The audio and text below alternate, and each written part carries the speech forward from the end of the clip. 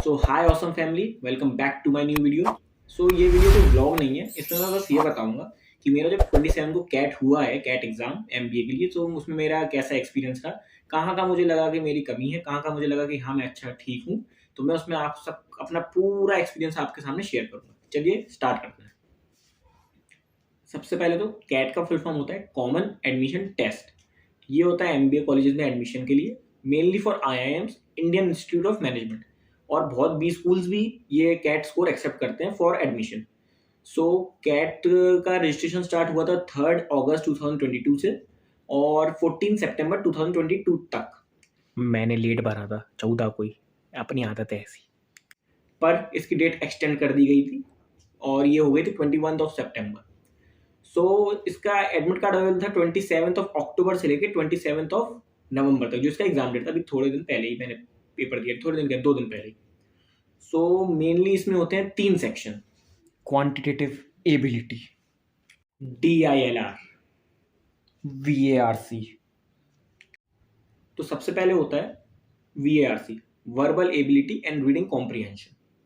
तो mainly English, जो अपनी 10 12 तक इंग्लिश आई है उसमें आपको यदि रीडिंग कॉम्प्रिहेंशन, तो आपको आंसर्स बताने हैं उसमें से।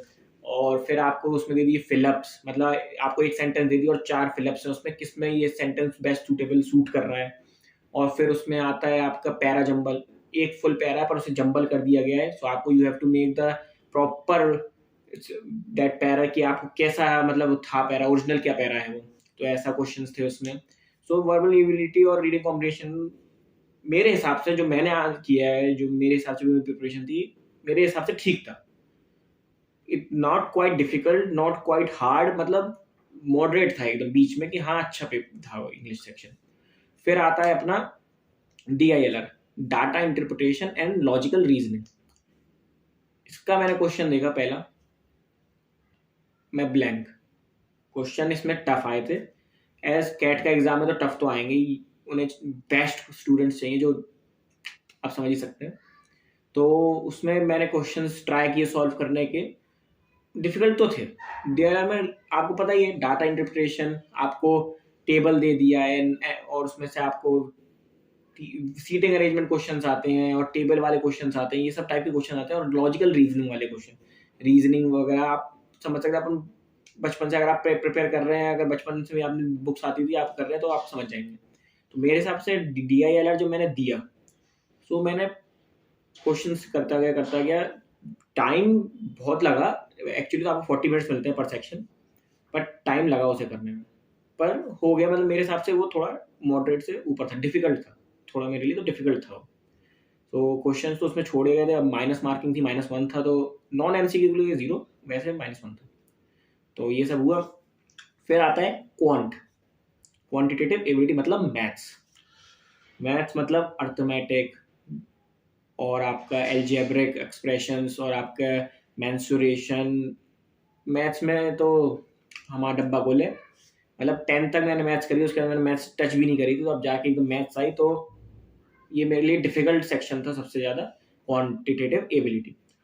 इसमें हाइट एंड डिस्टेंस के क्वेश्चन आते हैं और आपके आते हैं एवरेजेस एंड पार्टनरशिप और SICI, time speed and distance, ये सब के क्वेश्चन आते हैं। तो मैथ्स मेरे उतना वेल प्रिपेयर्ड नहीं था मैं मैथ्स के लिए। Quantitative ability the most difficult section था मेरे लिए उस पेपर में, कैट के में।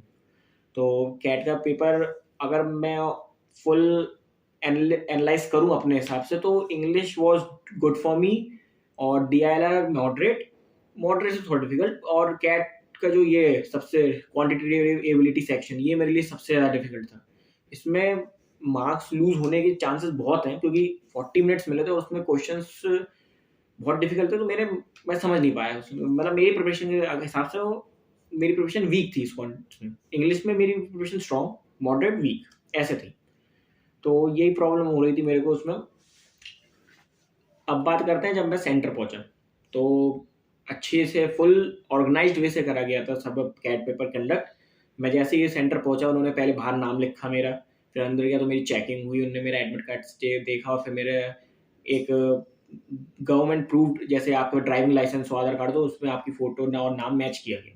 फिर मैं और अंदर गया तो फिर उधर उन्होंने एक सिक्योरिटी गार्ड ने मेरी चेकिंग की फुल मेटल डिटेक्टर से, जिससे मेरे पास कोई मेटल ना हो या फिर कोई चीटिंग मटेरियल ना हो तो फुल चेक हो। उसके बाद और अंदर गए तो ऊपर स्टेयर्स से जाके ऊपर गए तो फिर उसमें एक सर ने चेक किया एडमिट कार्ड, फिर सर ने एडमिट कार्ड लेके मैं गया एक कंप्यूटर वाले सर के पास, उन्होंने मेरे को मेरा लैब बताई कहाँ पे मेरे को बैठ के पेपर देना है, तो लैब और सीट मिली।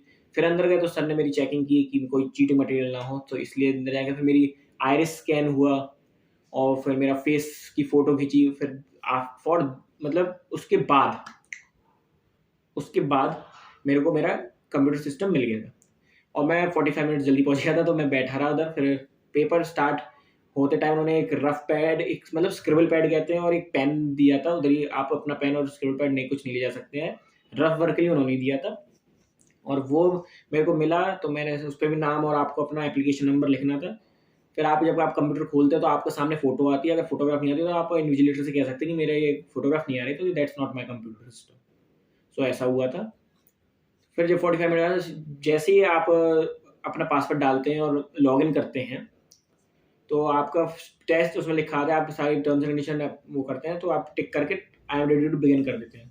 सो आप स्टार्ट करते हैं जैसे ही, तो आपका सबसे पहले आता है VRC, फिर आता है आपका DILR, फिर आता है क्वांट्स, और ये तीनों तो मैं आपको बता ही चुका है क्या क्या होता है।